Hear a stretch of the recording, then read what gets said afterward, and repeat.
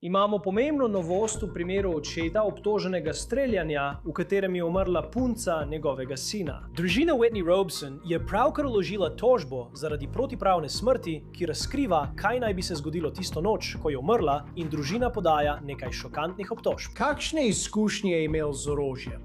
Prav tako smo pravkar govorili z odvetnikom Jeffreya Towersa. On je moški, ki se sooča z obtožbami v tem primeru. Sprva je bila Whitney na smrt obravnavana kot nesreča. Kaj je povedal odvetnik Towersa, potem ko smo ga vprašali, kaj se je spremenilo? Spremljate oddajo On the Case, ki jo predstavlja Law and Crime. Jaz sem Law and Crime.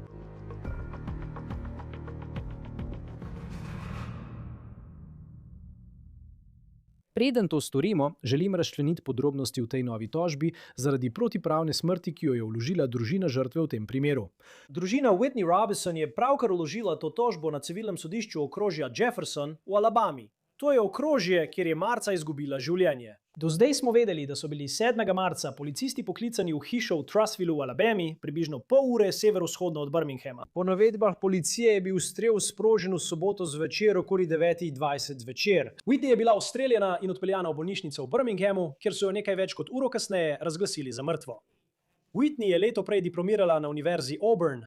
Tukaj je nekaj slik z njene strani za notranje oblikovanje. Ob času smrti je šele začela delati na področju oblikovanja. Izvirala je iz Virginije. Jayna družina pravi, da je že od samega začetka to tisto, kar si je želela početi v življenju. Pravzaprav je zato šla na univerzo Auburn. To jo pripeljalo v zvezno državo Alabama zaradi zelo močnega programa notranjega oblikovanja na tej šoli. V Whitneynem osmrtnici piše: čeprav si tega nikoli nismo mogli niti predstavljati. Zadnje poglavje Whitneynega življenja se je odvilo v Birminghamu v Alabami le nekaj tednov pred njeno tragično in nepričakovano smrtjo. Whitney je dosegla svoj vrhunec točno tako, kot smo vedno vedeli, da bo, v svoji novi vlogi svetovalke za trgovino pri podjetju Restoration Hardware. Ta čudovita, neodvisna ženska je bila tik pred uspešno kariero v notranjem oblikovanju. Službo, ki si jo je želela že od malega, ko je gledala HGTV. V kratkem času, odkar je bila v tej vlogi, so bili Whitneyini novi sodelavci in nadrejeni takoj navdušeni nad njeno prijaznostjo, talentom, pozornostjo in integriteto. Poznati Whitney, ne glede na to, kje, kako, zakaj ali kako dolgo, pomeni biti ganjen in spremenjen zaradi njene sijoče duše. Whitney je zdaj hodila s sinom moškega, ki se zdaj sooča z obtožbo uboja v povezavi z njeno smrtjo, 54-letnim Jeffreyem Scottom Towersom. Zdaj bomo v trenutku prišli do tega, kaj nam njegov odvetnik sporoča. Ampak to je slika Jeffreya, ki nam jo je zagotovila njegova pravna ekipa. Tožba, ki jo je vložila Whitneyna družina, trdi, da je bila v Towersovem domu s svojim fantom in njegovim očetom, Jeffreyem Scottom Towersom. Po tej tožbi naj bi Jeffrey Towers Whitney in svojemu sinu v hiši kazal zbirko starinskih strelnih orožij. Towers naj bi imel v rokah revolver kalibra 22.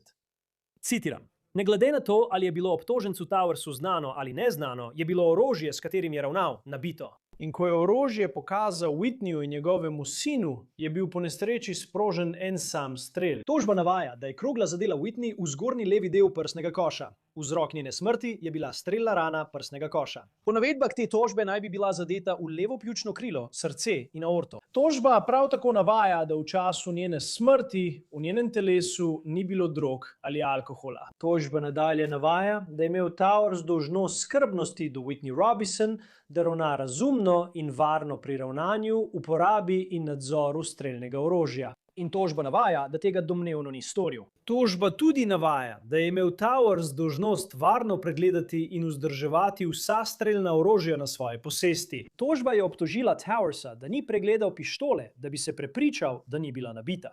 Zdaj tožba obtožuje Towersa, da ni imel dovolj znanja o varnosti orožja in navaja, da je domnevno ravnal lahkomiselno. In zaradi tega je bila Whitney Robeson ubita.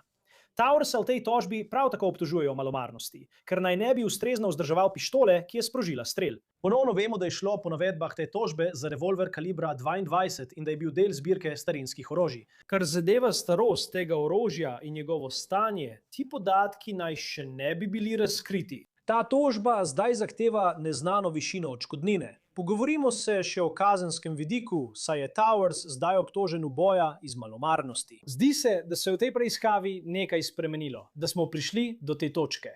Če se vrnemo na 7. marec se je zgodila ta strašna tragedija.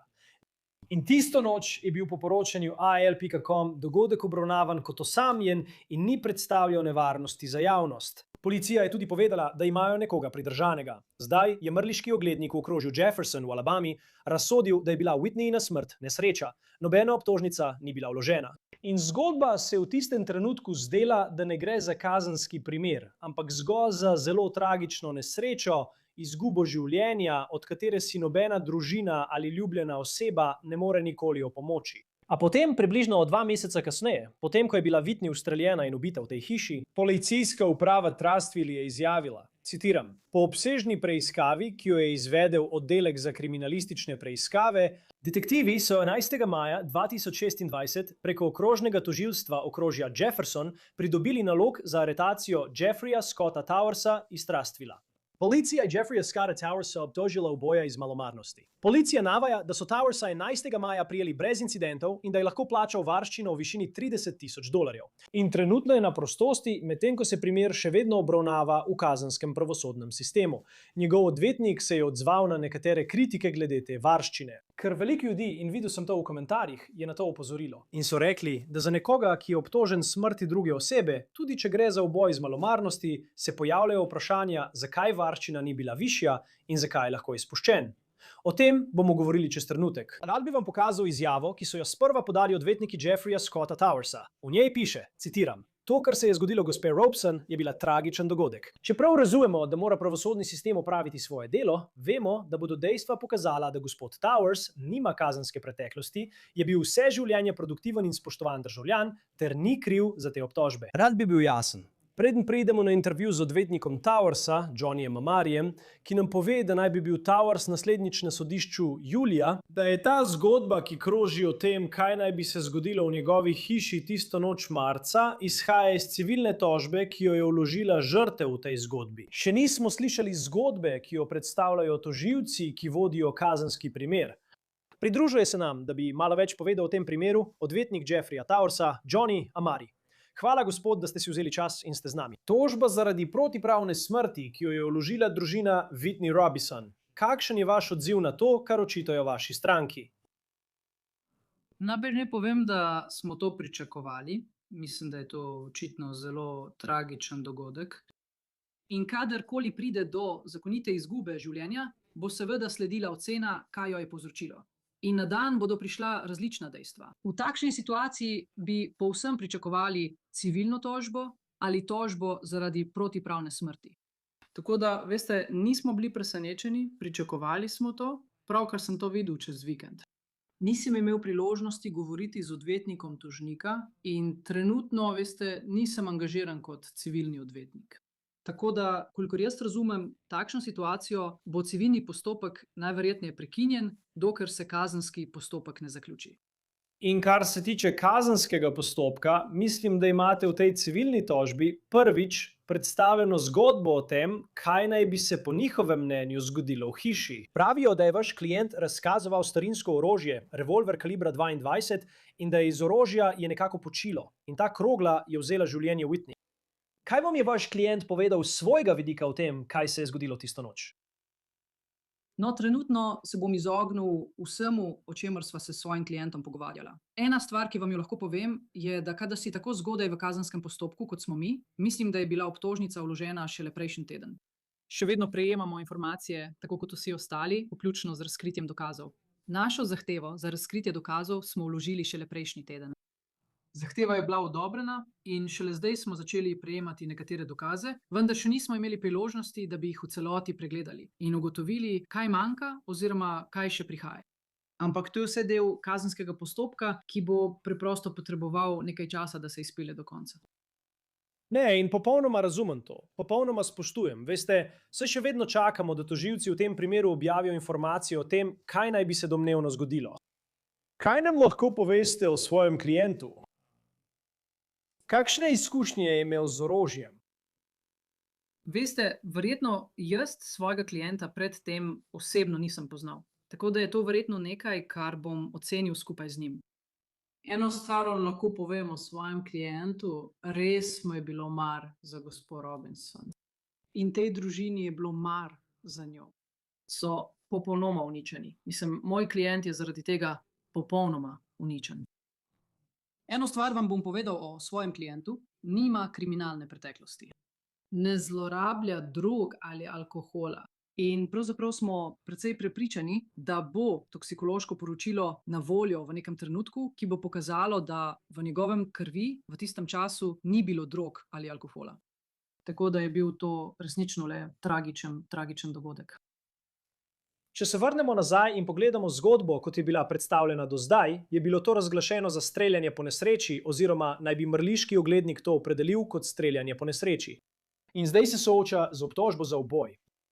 Kaj se je spremenilo v približno 2 mesecih med tem, ko je bilo rečeno, da je šlo za nesrečo, in zdaj, ko je vaš klient obtožen uboja? To je pošteno vprašanje. To je bilo prvo vprašanje, ki mi ga je zastavil moj klient. In ena stvar je, da bo prav tam postopek razkritja dokazov pomagal odgovoriti na to vprašanje, dokler ne bomo videli, kaj je država videla drugače 2 meseca kasneje. In verjetno si želim poznati odgovor na to vprašanje prav tako kot kdorkoli drug. Ker ko se je ta dogodek zgodil in je bil izpuščen brez obtožnice, smo upali, da bo to konec kakršnega koli kazenskega postopka. Popolnoma smo pričakovali civilno tožbo zaradi protipravno povzročene smrti, a mislili smo, da bo to konec kazenskega postopka, ker smo vedno verjeli v našo stranko. In vedno smo verjeli, da ni storil ničesar nepremišljenega ali namernega. Kaj se je torej spremenilo v zadnjih 2 mesecih? Mislim, da bo na to vprašanje odgovorjeno, ko bomo dobili več in več informacij od policije in državnega tožilstva. Ne, poročano je bilo tisto noč, ko je umrla, da je bila ena oseba pridržana v hiši. Dogodek je bil obravnavan kot osamljen primer. Kakšne stike je imel vaš klient s policijo od tiste noči naprej? Moj klient po tisti noči ni imel nobenih stikov s policijo. Tako bi bil to njegov prvi stik s policijo po tistem. Med njim in policijo ni bilo nobene komunikacije, pravzaprav nobenega stika. In vem, da ste rekli, da niste pričakovali kazenskega vidika s to obtožbo za nenaklepni uboj. Mislim, kakšna vrsta recimo komunikacije? Torej, ni bilo nobene komunikacije od tiste noči naprej o tem, ali je preiskava še vedno potekala ali ne. Policijska uprava Trustville in okrožno tožilstvo sta bila v zadnjih nekaj mesecih precej zadržana. Tako da nočem reči, da tega nismo pričakovali. Upali smo, da iz tega ne bo kazenskega postopka. Kakšna je bila reakcija vašega klienta, ko je izvedel, da ga obtožujejo nenaklepnega uboja? Mislim, da ga je to prizadelo, vendar tega res ne morem popolnoma izraziti in želim si, da bi lahko. Ta moški je bolj prizadet zaradi tega, kar se je zgodilo Whitney, kot zaradi česarkoli drugega, kar se tiče njega. On je uničen, povsem ga je strla njena smrt. Torej, karkoli sem imel opravka z njim, nikoli ni šlo zanj. Bolj ga je zanimalo, zakaj se to moralo zgoditi njej. In zato preprosto ne vem, kako naj to resnično prenesem naprej, ampak to je bil eden od razlogov, zakaj govorim s tabo, ker poskušam sporočiti, da je bil ta človek res dober človek, oziroma je dober človek. Ljubil je svojo družino in skrbel je za Whitney. In tega nihče ni mogel predvideti. To je preprosto grozen dogodek, ki se je zgodil. Kakšen je bil njegov odnos prej z njeno družino? Veste, ne vem, mislim, da so nekaj časa preživeli z njo. Moj klient in njegova žena sta bila zelo navezana na njo. In mislim, da je bilo to nekaj, zaradi česar sta bila vesela, da je njun sin našel nekoga, za katerega sta mislila, da je prijeten, in sta bila ponosna, da je bil z nekom. In vem, da lahko poveste le toliko in da še vedno sami ugotavljate stvari. Ampak kaj je počela pri hiši tistega večera, 7. marca? Moral bi ugibati. Resnično ne vem. Predvidevam, da je bilo tako kot ob kateremkoli drugem dogodku, ko imaš, veste, druženje s prijatelji in družino. Moral bi ugibati, zato tega ne želim. Kdaj je vaš klient? Vem, da mu je uspelo plačati tisto $30,000 varščine. Kaj pričakujete, da se bo zgodilo naslednje v tem primeru? Ja, in ena stvar, o kateri sem želel govoriti z vami, je varščina. Opazil sem veliko pogovorov o varščini. Alabama ima nekakšen razpored, kjer je določeno, kakšne bi bile priporočene varščine. Za določene vrste kaznivih dejanj. Za ta poseben kaznivo dejanje, razreda B, je priporočena varščina od 5.000 do 30.000 dolarjev. Tako je bila njegova varščina dejansko najvišja po tem razporedu varščin. Kar zadeva naslednje korake v tem primeru, veste, čez nekaj mesecev bo na vrsti neke vrste predhodna obravnava. Še naprej bomo poskušali pridobiti vso dokumentacijo in dokazno gradivo, ki so morda še na voljo. In to je priložnost, ko bomo mi in tožilstvo govorili o tem, kje smo s primerom. In potem se bodo na podlagi tega sprejele odločitve o tem, ali bo predhodna obravnava ali se primer preda veliki poroti. Približno enak postopek kot pri vsakem obtožencu. Za gospoda Towersa ni prav nič drugače. V takem primeru, mislim, katero dokazno gradivo iščete, da bi podprli obrambo in dokazali, da je vaš klient nedolžen. Ne pozabite, da bomo državo prisilili, da dokaže njegovo krivdo. Torej, dokazi, ki jih bomo iskali, bodo stvari, ki bodo pokazale, da obstaja razumen dvom, da je storil kaznivo dejanje. In veste, očitno bi bile stvari, kot so toksikološka poročila, po mojem mnenju pomembne. Veste, prejeli bomo še nekaj drugih poročil policije o izjavah, ki so bile ali pa niso bile podane tisto noč in podobne stvari. In ko pogledate in spet zavedam se, da lahko poveste le določene stvari, ampak veste, glede na civilno tožbo, kjer naj bi domnevno razkazoval svojo zbirko starinskega orožja, ali je to nekdo, ki ga poznam? Niste mogli govoriti o njegovih izkušnjah z orožjem, ampak ali je res, da je rad razkazoval starinsko orožje, da je to nekaj, kar bi redno počel, ko so ljudje prišli k njemu domov? Ja, to je ena izmed tistih stvari. Pred tem ga osebno nisem poznal, tako da na to vprašanje res ne bi znal odgovoriti. Kako pogosto komunicirate s svojo stranko? Mislim, zdaj, ko greste skozi ta proces, je zagotovo veliko pozornosti namenjene tej zgodbi. Ljudje začenjajo spoznavati, kaj naj bi se domnevno zgodilo in s kakšnimi obtožbami se sooča. Kaj mu vsakodnevno govorite, medtem ko se to odvija? Torej, veste, sem eden tistih odvetnikov, prilagodim se svojim strankam. Nekatere stranke želijo govoriti z menoj vsak dan. Imam tudi stranke, ki mi samo rečejo, povejte mi, kje naj podpišem. Veste, in vse vmes. Sem na voljo, še posebej pri takšnem primeru, ki prejema toliko pozornosti. Svojim strankam sem na voljo praktično 24 ur na dan. Tako da, veste, odvisno je od njega, če meni, da more govoriti z mano ali ne. Vem, da ste rekli, da je uničen, ampak kako bi jo opisali, veste, kako se drži? Seveda se spopada s šokom zaradi tega. Morda ga je presenetilo, da se sooča z obtožbo za uboj. Kako se spopada z vso pozornostjo, ki jo je prinesel ta primer? Je iz tiste stare šole, kjer preprosto stisneš zobe in delaš naprej. Mislim, da je bil priden delavec že pred vsem tem. Mislim, da se je verjetno še bolj poglobil v svoje delo, da bi, veš, morda našel nekaj normalnosti in si odgnal določene misli. Ampak ne morem si predstavljati, da bi minilo veliko časa, da bi vsak dan pomislil na to. V redu, Johnny Amari, odvetnik Jeffreyja Towersa, res izjemno žalosten primer iz Alabame. Hvala, gospod, da ste si vzeli čas in bili z nami. Cenimo to. Hej, res cenim to. Lahko se slišiva kasneje, ko bomo imeli več informacij. Hvala za to priložnost, da sem lahko spregovoril. To je vse za On the Case, ki ga predstavlja Law and Crime. Naročite se na nas na YouTubeu in Spotifyju. Zdaj nas lahko spremljate tudi na Peacocku. Sem Chris Stewart, se vidimo naslednjič.